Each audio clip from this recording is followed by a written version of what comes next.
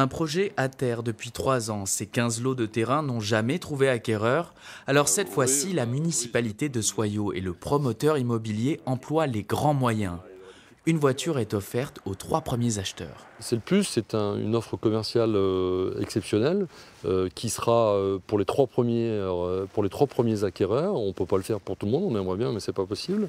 Et pour relancer très rapidement le programme. Là, les maisons de plein pied, c'est les maisons de plein pied au départ, elles seront sur cette partie-là.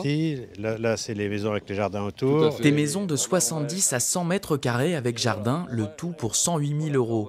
La municipalité a dû revoir le prix du terrain à la baisse pour attirer les ménages les plus modestes. C'est des personnes justement qui ont des revenus qui sont relativement minimes mais suffisamment intéressants pour pouvoir bénéficier de l'intérêt à 0% pour les emprunts qu'ils peuvent faire pour ces maisons et puis d'accéder quand même à un prix relativement modeste à la propriété. 108 000 €, je crois que c'est quand même relativement attractif et ça équivaut à un loyer normal, le remboursement de l'emprunt. La mairie doit aussi gommer l'image du quartier du champ de manœuvre entaché par les faits divers des derniers mois.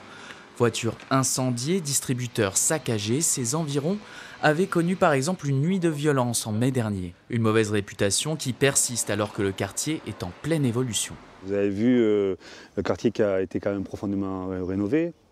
Vous avez des immeubles qui ont été reconstruits. Ici, là, vous aviez des immeubles qui ont été maintenant démolis.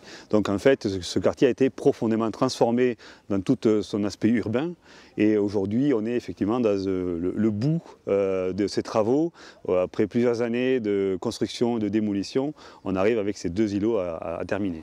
Et pour convaincre les acheteurs les plus frileux, le promoteur tiendra 2 permanences par mois dans le centre socio-culturel du quartier.